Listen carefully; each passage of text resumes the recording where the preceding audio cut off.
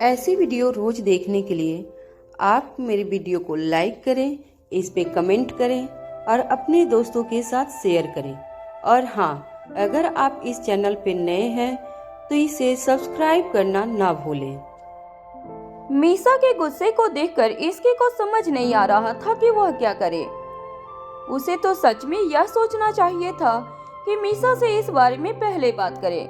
वह अपने ख्यालों में खोई हुई थी कि तभी मीसा ने आगे कहा, अब क्या सोच रही हो? मेरे सवालों का जवाब नहीं है न तुम्हारे पास? मुझे तो तुमसे बात ही नहीं करनी चाहिए थी, फालतू में मैं यहाँ आ गई। यार, तू क्या बोल रही है? ये सब राजवीर का फैसला है, तो उनसे क्यों नहीं पूछती? इसकी ने कहा। मीसा ने राजवीर की तरफ देखा। वैसे तो वह राजवीर से भी बहुत गुस्से में थी, लेकिन उससे कुछ पूछने की हिम्मत उसमें नहीं थी। राजवीर ने मीसा की चुप्पी को समझते हुए कहा, मीसा, मैं जानता हूँ कि तुम्हारे मन में बहुत से सवाल हैं, लेकिन अभी तुम इन बातों में मत पड़ो। राजवीर को उसकी बहुत फिक्र थी, इसलिए वह चाहता था कि मीसा सिर्फ अपनी सेहत पर ध्यान दे। जब से वह अस्पताल से आई थी, उसने एक बार भी आराम नहीं किया था। राजवीर के बोलने के बाद मीसा और कुछ नहीं कह सकी थी।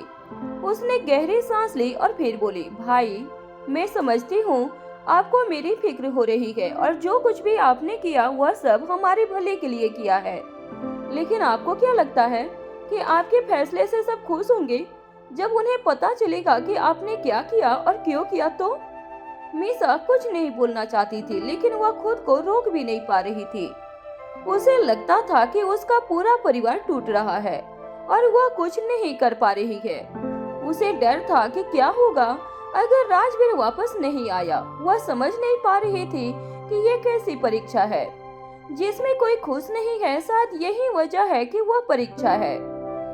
राजवीर उसके पास आया, उसके सर पर प्यार से हाथ रखा और फिर बोला, तुम्हें इतना सोचने की जरूरत नहीं है।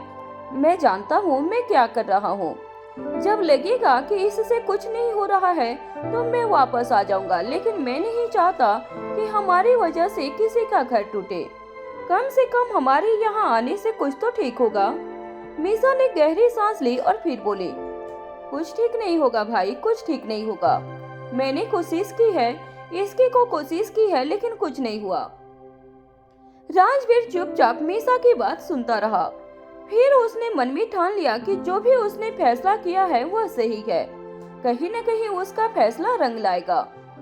उसने कुछ नहीं कहा और खामोशी के बाद इसकी से बोला, ठीक है, अब हम इस बारे में बात नहीं करते हैं। वैसे भी हम 1-2 दिन तो यहाँ रह ही सकते हैं ना? इसकी ने थोड़ा सोचा और कहा, ठीक है, तो क्या मैं भी यहाँ रह सकती हूँ? मेरा मन नहीं लगेगा उस घर में। मीसा ने एकदम से कहा, नहीं, बिल्कुल नहीं, तुम यहाँ नहीं रह सकती। इसकी को यह सुनकर थोड़ा सा अजीब लगा था। उसने पूछा, क्यों? मैं क्यों नहीं रह सकती? मीसा ने कहा, क्योंकि तुम यहाँ नहीं रह सकती, मतलब नहीं रह सकती, समझे? अब इस पर ज्यादा सवाल मत पूछो।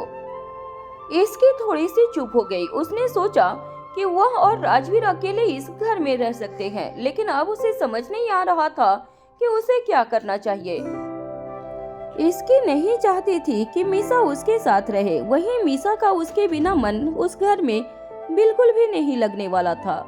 और मीसा को देखकर भी यही लग रहा था कि वो मन बनाकर आई थी। रेहान तो इसे लेकर क्यों आया है? लेकर जा अपनी बीबी को यहाँ से। मैं क्या करूँ इसकी? ये मेरी बात सुनती कहाँ है? रेहान की बात सुनकर इसकी ने मीसा की ओर घूरते हुए देखा और फिर कहा, तू जा रही है कि नहीं जा रही है? नहीं, मैं यहाँ से बिल्कुल भी नहीं जा रही हूँ। मुझे यही रहना है और मैं यही रहूंगी तेरे पास। मीसा जब जब यह बोल रही थी तब तब इसकी का मन कर रहा था कि उसे घसीटते हुए घर से निकाल दे। इतनी मुश्किल से तो उसे राजवीर के साथ अकेले रहने का मौका मिला था। हालांकि वह नहीं चाहती थी कि इस तरह वह अकेले रहे, लेकिन अब जब किस्मत से यह मौका उसके हाथ लगा था तो वह उसे जाने क्यों दे। इसकी ने छोटी सी शक्ल बनाकर राजवीर की तरफ देखा, इस उम्मीद में कि शायद राजवीर ही कुछ करेगा, लेकिन राजवीर शायद दोनों दोस्त के बीच पड़ना नहीं चाहता था, जिस वजह से बिना कुछ बोले वहां से निकल गया। एक तरफ जहां राजवीर और इसकी अपने घर के मुसीबत से सामना कर रहे थे, तो वहीं दूसरी तरफ आर्यन अपने पूरी कोशिश में लगा था ताकि वह छवि को मना सके और उसे अपने पास ला सके। आर्यन कितनी बार छवि और आयांश के लिए अस्पताल के चक्कर तक काटा, शायद इसी बहाने उसे उसकी छवि देखने को मिल जाए। लेकिन छवि को देखने के साथ साथ उसका फायदा भी तभी उसे अपने बेटे के पास रहने का भी मौका मिल रहा था। वह बेटा जिससे वह कई सालों तक अनजान रहा था। आयांश में आर्यन अपनी और छवि की रूप देख पा रहा था। एक रात की हुई फूल इस समय एक इंसान के रूप में उसके सामने खड़ी थी। उसने कभी सोचा नहीं था कि वह छवि कभी उसके बच्चे को जन्म देगी, लेकिन उसने ऐसा किया था। इसका तो मतलब यही था कि शायद छवि के मन में अभी भी आर्यन को लेकर कुछ था। इस बारे में सोचते हुए आर्यन ने मन ही मन खुद से कहा, मुझे जल्द से जल्द कुछ करना होगा। एक बार छवि मान जाए तो मैं दूसरी चीजों पर ध्यान दे पाऊंगा, वरना बाकी की चीजें ऐसी रह जाएगी। आर्यन इन बातों के बारे में सोच ही रहा था कि तभी वार्ड का दरवाजा खुला और छवि अंदर आ गई थी। जैसे ही छवि ने अपने सामने आर्यन को बैठे देखा, वह गुस्से से चिल्लाई, तुम यहाँ क्या कर रहे हो? मैं अपने बेटे से मिलने आया हूँ। आयांश की तरफ और देखते हुए आर्यन ने बड़ी आराम से कहा। उसके बात सुनकर ही छवि का खून खौलने लगा था। आर्यन को देखते हुए उसकी आंखों के सामने कल का पूरा दिन घूम गया था, जब एक बार फिर से मीटिंग के बहाने आर्यन उससे मिलने आया था और पूरा समय उसके ऑफिस में बैठा उसका दिमाग खाता रहा। उसकी यह मजनू वाली हरकतें देखकर छवि का मन कर रहा था कि किसका सिर फोड़ दे। देखो आर्यन, मैं पहले तुमसे बहुत परेशान हो गई हूँ, अब मुझे और परेशान करना बंद करो। छवि, तुम कैसी बातें कर रही हो? मैं तो तुम्हें और अपने बेटे को देखने आया था, लेकिन अगर तुम मुझे देखकर खुश नहीं हो तो कोई बात नहीं, मैं यहाँ से चलता हूँ। आज के लिए इतना काफी है। इतना कहते हुए आर्यन अपनी जगह से उठा। उसने छवि को एक नजर देख लिया था और अपने बेटे के पास जी भरकर उसे निहार लिया था। उसके लिए आज का दिन काटना बहुत आसान था। इस बारे में सोचते हुए और आराम से वार्ड से बाहर निकला और सीटी बजाते हुए अपनी कार की तरफ जाने लगा। इससे पहले आर्यन अपनी कार के पास पहुंचता, उसका फोन बज उठा था। फोन की आवाज सुन आर्यन ने जल्दी से फोन उठाया और कहा, हेलो सर, आपके डैड का एक्सीडेंट हो गया है। फोन के दूसरी तरफ से आर्यन के असिस्टेंट ने घबराई हुई आवाज में कहा। उसकी आवाज और उसके कहे हुए शब्द जैसे ही आर्यन के कानों में पड़े, उसकी आंखें हैरानी से बड़ी हो गई थी। डैड का एक्सीडेंट? आर्यन ने जैसे ही ये सुना, उसके हाथ से फोन छूट गया था। उसने कभी तो अपने डैड की इतनी फिक्र नहीं की थी, लेकिन इस खबर ने उसे अंदर तक झकझोर कर रख दिया था। आर्यन जल्दी से अपनी कार में बैठा और वहां से निकल गया था। पूरे रास्ते उसके दिमाग में बस आदित्य का ख्याल आ रहा था। आर्यन को समझ नहीं आ रहा था कि क्या हुआ और कैसे हुआ। उसे कैसे भी बस पहुंचना था।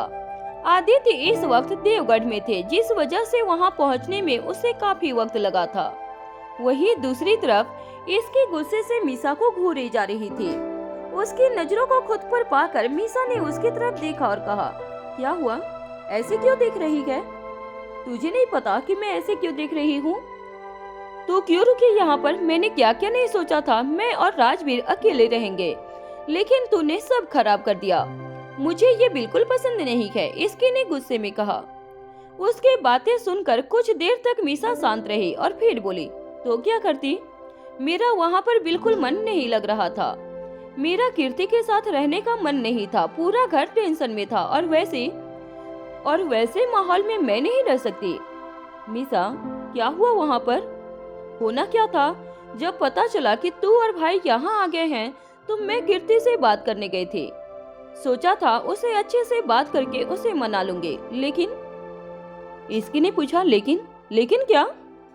उसकी बात पर मीसा बेड पर कुछ देर के लिए बैठी और फिर बोले, गई थी मैं उससे बात करने, तब मिहिर नहीं था वहाँ। मैं उसे समझाया, बताया कि वो गलत कर रही है, लेकिन उसे समझ में तो बिल्कुल भी नहीं आया। ऊपर से मुझे कहा कि मैं शादी के बाद भी अपने घर की जगह वहाँ रहती हूँ। वो मेरी कम से कम अपने घर में तो है और वहाँ रहकर उसका जो मन होगा वो करेगी।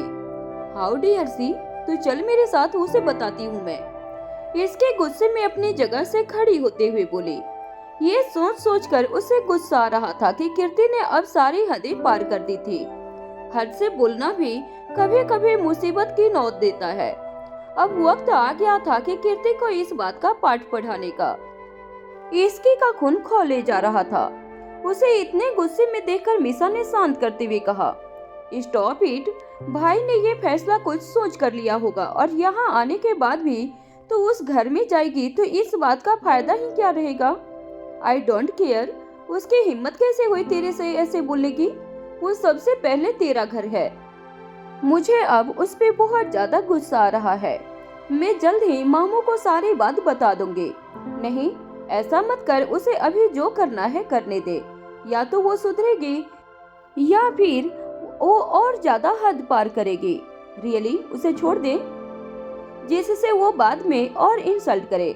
कम ऑन मीसा, कैसी कैसी बातें कर रही है यार। मुझे समझ नहीं आ रहा है कि हमारे घर को किसकी नजर लग गई है। ये कीर्ति को क्या हो गया है? कोई उसका माइंड वॉश कर रहा है या फिर कुछ और है? मीसा, मुझे नहीं लगता कि इन सब से कुछ होगा। हमें कीर्ति पर नजर रखनी होगी। वो कहाँ जाती है, किससे मिलती है, क्या करती है, सब हमें जानना होगा, सब की सब। इसके ने एक ही सांस में कहा। उसकी बात सुनकर मीसा अपनी जगह से खड़ी होती हुई बोली, तू सही बोल रही है यार। कीर्ति पर नजर रखना जरूरी हो गया है। उसकी संगत क्या है इस बारे में पता करना ही होगा। अब बस बहुत हो गया। उसकी बातें ऐसे सुनकर नहीं रह सकते। एग्जैक्टली। अब हम अपने लिए ना सही लेकिन हमें मिहिर के लिए ये सब करना ही होगा। वो तकलीफ में है और मैं उसे ऐसे नहीं देख सकती, इसकी ने कहा। जब से कीर्ति के बदले रंग रूप के बारे में इसकी ने जाना था तब से उसे सिर्फ मिहिर की फिक्र हो रही थी। उसकी नजर में ऐसा नहीं होना चाहिए था और उसकी नजर में ही क्या, किसी की नजर में ऐसा नहीं होना चाहिए। इसकी मीसा के साथ बैठकर इस बारे में सोच रही थी। दोनों कुछ देर तक चुप रहे। उसके बाद मीसा बोली, पता है जब कीर्ति ने मुझे वो सब कहा ना, तब सबसे पहला ख्याल मुझे तेरा आया। तू मेरी दोस्त नहीं भी होती ना तो भी तू कभी ऐसा नहीं करती। हम कहां से कहां आ गए इसकी। कभी कभी मैं सोचती हूँ तो लगता है कि अभी कुछ वक्त पहले की तो बात है। कुछ वक्त पहले ही हम दोनों मिले थे कॉलेज में। तुझे याद है हमारा पहले इनकाउंटर? ऑफ कोर्स, कैसे भूल सकती हूँ, लड़ते हुए ही मिले थे। लड़ने वाली बात ही थी। तूने मेरे कार पार्किंग की जगह अपनी खटारा बाइक लगा दी थी, मीसा ने हंसते हुए कहा। मीसा की बात सुनकर इसके ने उसे घूरते हुए देखा और कहा, तेरी हिम्मत कैसे हुई मेरी प्यारी सी बाइक को खटारा बोलने की? अगर मुझे पैसों की जरूरत नहीं होती तो कभी नहीं बेचती उसे। इसके की बात सुनकर मीसा हंसने लगी थी। उसे वो दिन याद आ गया था जब इसकी अपनी प्यारी बाइक के लिए किसी से भी लड़ जाती थी।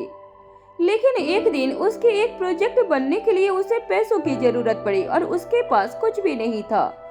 एक पैसा नहीं था इसके के पास, जिस वजह से उसे मजबूरन अपनी बाइक बेचनी पड़ी थी। तुझे पता है वो बाइक मेरे लिए हमेशा इम्पोर्टेंट था। यहाँ तक कि जब मैंने उसे बेचा उसके बाद भी वो मुझे बहुत कुछ देकर गया। मैं कुछ समझी नहीं, मीसा ने ना समझी में कहा। उसकी बात सुनकर इसकी स्माइल करते हुए बोले, बाइक बेचने के बाद मुझे बहुत रोना आया था और समझ नहीं आ रहा था कि कहाँ जाऊं, तो मैं पास के मंदिर में चली गई थी और वहां जाकर कम से कम आधा घंटा रोई थी।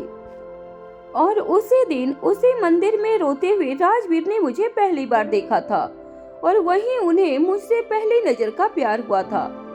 इसकी के बात सुनकर मीसा की आंखें हैरानी से बड़ी हो गई थी। वो बोली, अच्छा जी। तभी मैं सोचूं कि भाई ने इतनी आसानी से मेरी प्यारी दोस्त से शादी क्यों कर ली। तो इसके पीछे की कहानी ये था। हाँ, मुझे भी 2-3 साल के बाद ही बताया। सोच सोच कर मेरी प्यारी बाइक ने जाते जाते मेरी किस्मत ही बदल दी थी, इसलिए तो मेरे दिल के और करीब है, इसकी ने कहा। उसकी बात सुनकर मीसा हंसने लगी थी। उसे हंसता हुआ देखकर इसकी बोली, क्या हुआ, ऐसे पागलों की तरह क्यों हंस रही है? मैं ये सोच रही हूँ कि पहली बार तू मंदिर रोने गई होगी और भाई भी वहाँ आ गए। सोच, अगर वो नहीं आते तो? क्यों सोचूं? इन सबसे अलग मुझे तो ये सोचकर बुरा लग रहा है कि राजवीर ने मुझे पहली बार देखा और वो रोते हुए, पता नहीं रोते हुए मैं अच्छी देख रही थी या नहीं। उस दिन तो मैं कपड़े भी ग्रीन कलर का पहना हुआ था और वो रंग मुझ पर अच्छा भी नहीं लगता। इसकी उस दिन को याद करते हुए बोले जा रही थी। वही मीसा उसकी बातों को सुनकर इसके के माथे पर चपेट लगाते हुए बोले, तू पागल है क्या? अगर भाई को तू अच्छी नहीं लगती तो पहली नजर का प्यार कैसे होता? कुछ भी बोलती है। अच्छा मुझे ये बता कि भाई आगे क्या करने वाले हैं? सोचा तो बहुत कुछ था, लेकिन तेरे आने की वजह से खराब हो गया। इसके के एक बार फिर से उदास होते हुए बोले। उसकी उदासी देखकर मीसा बोली, तू रो भी लेगी ना तो भी मैं यहाँ से नहीं जाने वाली हूँ। वैसे तेरी भलाई की एक बात कहूँ। क्या? तू भाई के साथ सेकेंड फ्लोर पर शिफ्ट हो जा, वहाँ पर कोई नहीं आएगा और वो तो सेपरेट भी है। मीसा ने आइडिया देते हुए कहा था। उसके बात सुनकर इसकी बोले, सब समझ आ रहा है, तू ये सब क्यों बोल रही है? वैसे ये बता आगे का क्या प्लान करना है? करते हैं कुछ ना कुछ तो सोचना ही पड़ेगा, इसकी ने कुछ सोचते हुए कहा। उसके बाद पर मीसा ने हाँ में अपना सर हिला दिया था। इसकी और मीसा ने सोच लिया था कि वह कीर्ति का पीछा करके पता लगाएंगे कि आखिर उसके दिमाग में क्या चल रहा है और आजकल कीर्ति किन लोगों के बीच में बैठती है उठती है, जिससे उन्हें यह जानने में आसानी होगी कि आखिर कीर्ति के दिमाग में यह सारी बातें डाल कौन रहा था। यह बात तो तय थी, कोई न कोई कीर्ति के कान भर रहा था, वरना इतनी मासूम लड़की जिसे कभी पूरा परिवार पसंद था अचानक से सबके खिलाफ कैसे हो गई थी। कल से ही कीर्ति के लिए इसकी और मीसा का मिशन शुरू होने वाला था। चल अब सब सोच लिया है, अब एक काम करते हैं, सबसे पहले अपने सामान को यहाँ सेटल करते हैं। तू तो अपना बेरिया बिस्तर लेकर आ गई है, कम से कम अपने लिए कमरा तो सोच ले। और हाँ, ऊपर वाले फ्लोर पर आना मत, वहाँ पर मैं और राजवीर रहेंगे। अगर तू मुझे वहाँ दिख गई तो तेरी टांगे तोड़ दूंगी मैं।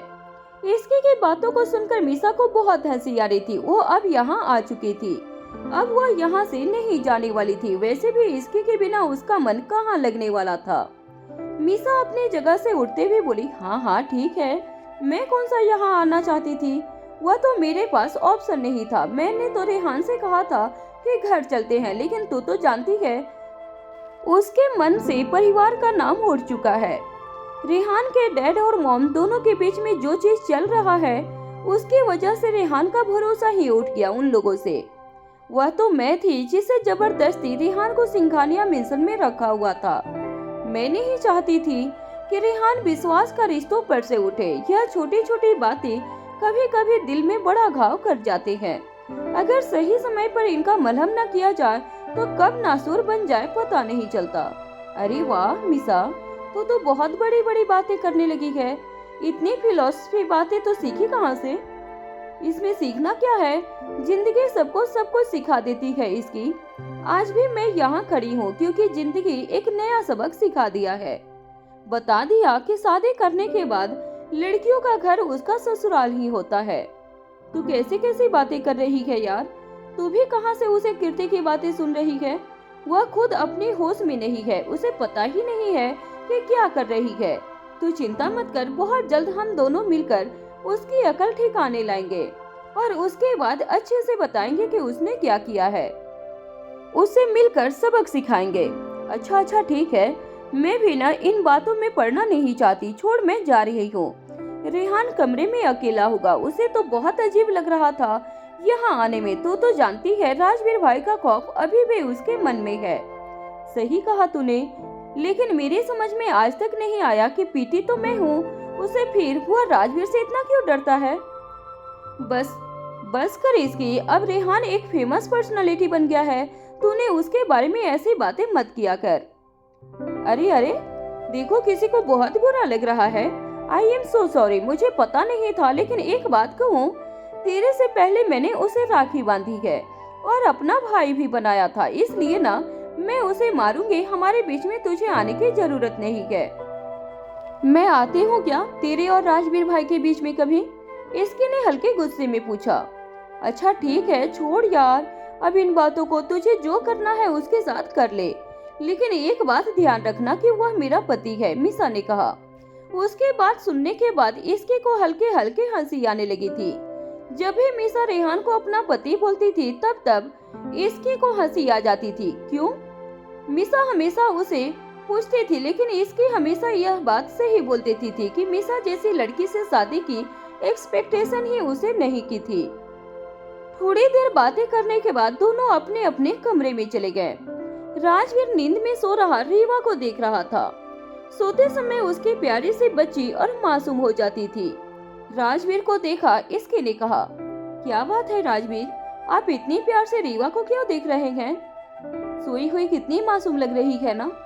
हाँ, सोते हुए तो लगती है, लेकिन एक बात बताइए, अब हम यहाँ रहते हैं तो क्या रीवा हमारे साथ कमरे में रहने वाली है?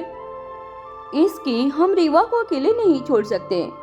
बस इसी जवाब की उम्मीद कर रही थी मैं। वैसे राजवीर, मैं और मीसा ने सोचा है कि जो भी सोचा है प्लीज उसे अपने मन में ही रहने दो। आपके बोलने का क्या मतलब है राजवीर? मैं और मीसा बहुत अच्छा प्लान बनाते हैं, आप देखना, हम दोनों मिलकर इस सारी मुसीबत को चुटकी में सॉल्व कर देंगे, इसकी ने राजवीर से कहा। उसके बाद पर राजवीर बोला, इसकी पहले बहुत कुछ बिगड़ चुका है, मैं नहीं चाहता और भी चीज बिगड़े। तुम प्लीज शांति से रहो और अपना काम करो। इस मैटर में तुम्हें पढ़ने की जरूरत नहीं है, मैं सब हैंडल कर लूंगा। हो गया आपसे हैंडल? देख रही हूँ मैं कि आप कैसा हैंडल कर रहे हैं। मुझे मेरे घर से निकाल कर ले आए। राजवीर, आपको न जो करना है करिए, लेकिन एक बात सुनिए, यह आपका स्टाइल से चीज सॉल्व होने वाली बिल्कुल भी नहीं है। एक बार, बस एक बार आप मुझे परमिशन दीजिए और फिर देखिए मैं कैसे कैसे आदमी का पता लगाती हूँ जिसकी वजह से कीर्ति इतनी पागल हो रही है। और एक बार मुझे उसका पता लग जाएगा ना, उसके मुंह पर मुक्का मार मार के उसका मुंह तोड़ दूंगी मैं। इसके अपने हाथों का मुक्का बनाते हुए राजवीर से बोले। उसकी हरकत क्यूट तो थी, लेकिन राजवीर उसके इस समय हंसने का बिल्कुल भी मन नहीं हो रहा था। इसकी और मीसा मिलकर कुछ करे और उसमें परेशानी न आए, ऐसा हो ही नहीं सकता। राजवीर जानता था यह दोनों काम बनने से ज्यादा बिगड़ने वाली है, लेकिन अब इन दोनों ने सोच लिया था, तो अगर वह मना भी कर देगा तो इससे कुछ नहीं होने वाला था, कुछ भी नहीं। इसकी, मैं तुम्हें एक बार और बोल रहा हूँ, तुम्हें कुछ करने की जरूरत नहीं है, मैं देख लूंगा। तब तुम आराम से रहो ना। और देखो, अब तुम में मीसा भी आ गई है, तुम बिल्कुल भी बोर नहीं होने वाली, मेरा वादा है तुमसे। प्लीज, हाँ, ऐसी ऐसी बातें मत किया करो। कैसी कैसी बातें? हाँ, कैसे कैसे बातें कर रही हूँ मैं तो बस आपको बता रही हूँ, लेकिन आप हैं कि चलिए छोड़िए, आपको तो कभी मुझ पे विश्वास ही नहीं होता। आपको हमेशा लगता है कि मैं बच्ची हूँ और हमेशा कुछ न कुछ गलती कर देती हूँ। अब मैंने ऐसा कब कहा? मैं तो बस कह रहा हूँ कि तुम इन सब बातों में मत पड़ो। आपको बोलने की क्या जरूरत है? आपकी बातों का मतलब ही वही है, और मैं इन चीजों को अच्छे से समझती हूँ, क्योंकि मैं आपको अच्छे से जानती हूँ। इतने सालों में आपको इतना समझ ही गई हूँ कि आप मुझे बेशक दुनिया भर का प्यार करें, लेकिन विश्वास 0% विश्वास करते हैं। इसके ने हल्के गुस्से से कहा। उसकी बातों को सुनकर राजवीर ने एक गहरी सांस ली। काम भी तो तुम्हारे ऐसे ही रहते हैं, राजवीर ने खुद में बड़बड़ाते हुए कहा। इस समय इसके के रूप को देखकर उसके सामने यह बात बोलने की हिम्मत उसमें बिल्कुल भी नहीं थी। वहीं दूसरी तरफ आर्यन देवगढ़ पहुंचकर सीधे हॉस्पिटल चला गया, और जैसे ही उसने हॉस्पिटल में पैर रखा, उसकी आंखें फटी की फटी रह गई थी।